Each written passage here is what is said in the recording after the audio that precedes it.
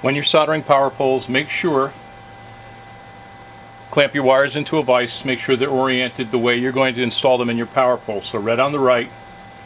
When you put the contact onto the stripped conductor, make sure the hook's facing away from you.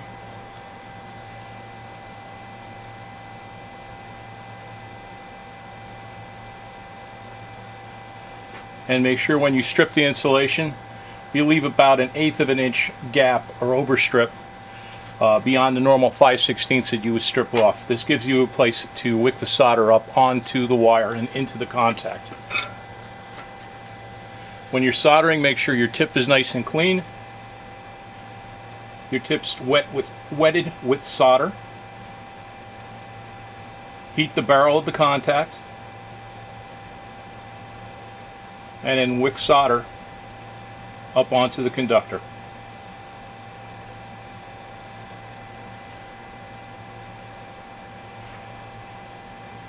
Repeat the process for the other contact.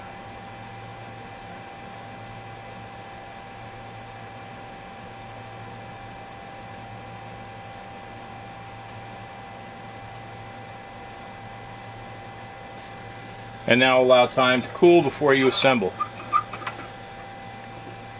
Be sure not to try to wick solder down through these openings on the top of the contact. Make sure you don't get excess solder on the barrel of the contact. It won't fit in the housing. If you get any solder on this portion of the contact, the terminal portion of the contact, you can just throw the contact away. You've ruined it.